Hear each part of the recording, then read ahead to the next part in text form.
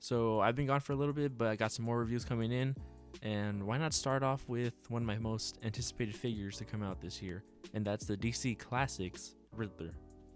Now for starters, we're gonna look at the box. Nothing too spectacular. Does come with the accessories that I took out that we'll be looking at later. Comes with his display card, and then a base that I don't really take out. The side box says DC Classics, the Riddler.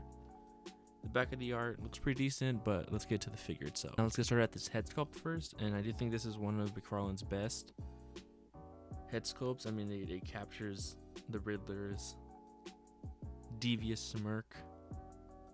Overall, I think this is just a good looking figure. My only gripe is that I did have a QC issue with the hair. You can kind of tell that it just wasn't glued on properly, which sucked.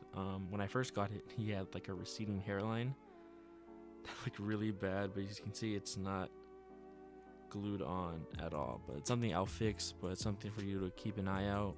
If you get this figure like in person, I did get mine online, so I wasn't able to see it, but if you just push it a little bit, you can get the correct positioning for the hairstyle. So that's one of my gripes with this figure. Another one is the skin tone on the neck. It doesn't really match with the head sculpt itself, so because obviously it's painted on and the head was molded in this color. But I mean, it works. If you can find one that has better painting, I definitely do think that would be the better option. But overall, I do think this is still a decent looking figure. I mean, this is just him in a jumpsuit, so here he has his belt, which I think is done very, very nicely. And since it is like a spandex suit, it's all just going to be painted on question marks pretty much. And I do think it does a solid job. This is a repaint of the previous body mold, so you are going to get the boot cut, which kind of sucks. But it doesn't really matter to me. I still think this is a good looking figure. The cuffs on the gloves are removable and adjustable, so if you want them to hide the wrist rotation, you can definitely do that, or you can push them up and then they will be exposed, but you can have a wider range of motion and I guess an extension for the gloves itself. But overall, I do think, again, this is a pretty decent looking figure, one that's going to look great displaying on your shelf. So for the articulation, it's pretty standard. You can look up about this much. You can tilt his head so you can get some more expressive feels for the Riddler. You can rotate, and then you can look down pretty well. Arms can do a full rotation. You can go up this much. He has a bicep swivel. Double bend at the elbow, good range of motion. Again, this is just the body book for Blue Beetle, so we all know what this figure does. He can crunch forward this much, crunch back that much, pivot, rotate at the top and bottom. He's got the McFarlane wrist rotations that can hinge and swivel. Kick out about this much, kick out that much with double bends, and then the feet are your standard McFarlane hinges and swivels with the toe articulation. For like the thigh rotation, I think it's pretty good on this figure. Again, the body book does help a lot with the rotation.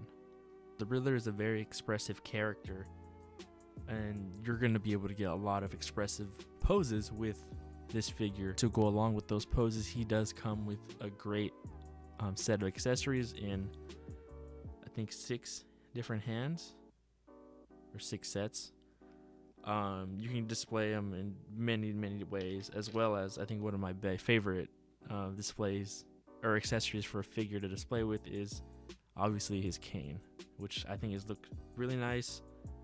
It's painted nicely. The only thing is it is in soft plastic, so it is really bendy and really flexible, so keep an eye on that. But overall, I do think this is a great looking accessory for the Riddler, and I'm happy that they included it.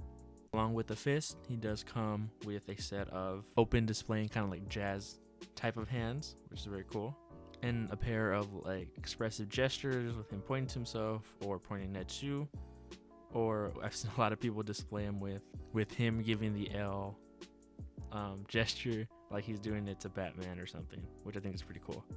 And finally, he comes with a pair of grabbing hands to grab onto his cane, which is also really, really cool. For some comparisons, here's the Riddler next to the Flashpoint Flash figure that I did a review on not too long ago. Here he is next to Nightwing. He is next to a slightly taller figure in Donna Troy. Lastly, here he is arguably with the best comparison I can give. The one I am excited to display next to is the Nightfall Batman. And I mean, these two guys just look great next to each other. But that's going to sum up my review for the DC Multiverse DC Classics Riddler.